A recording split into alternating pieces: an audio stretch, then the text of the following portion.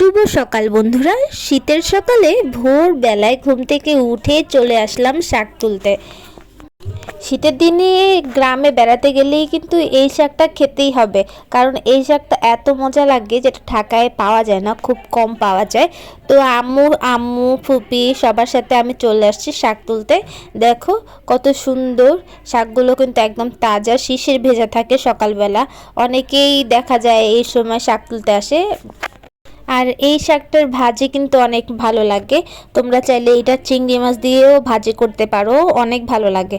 তো আমার শাক তোলা শেষ, আমি অল্প একটুই তুললাম। আমার শাক তুলতে বেশি ভালো লাগে। আমি কিন্তু শাক বেশি খেতে পছন্দ করি না, কিন্তু আমার শাক তুলতে অনেক ভালো লাগে।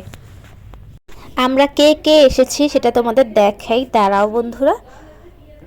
দেখো বন্ধুরা, এইখানে আমি আমি আর হচ্ছে আমার ফুপি আম্মু সবাই মিলে শাক তুলতে চলে আসছি। আর চারপাশে দেখো কি সুন্দর সরিষা ক্ষেত হয়ে আছে, আর এদিক দিয়ে তো শাক আর শাক, শাকে ভরা। তো আমি এখানে নেমে আবার আরেকটু একটু তুলতে নিলাম। দেখো বন্ধুরা, এইখানে একদম তাজা তাজা তাজা শিশির ভেজা ছিল শাকগুলোর মধ্যে, অনেক ভালো লাগছিল। তাজা তাজা শাক খাওয়াটা যে কি মজার, ভীষণ ভালো লাগে। তা আমি আবারও একটু তুলছি। আর চারিপাশে যে এত সরিষার ক্ষেত, এত বেশি ভালো লাগে।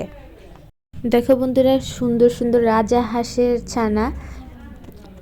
তো বন্ধুরা, ভিডিওটি কেমন লাগলো অবশ্যই কিন্তু কমেন্ট বক্সে জানাবে। আর নতুন নতুন ভিডিও পেতে আমাদের সঙ্গেই থাকবে। ধন্যবাদ সবাইকে।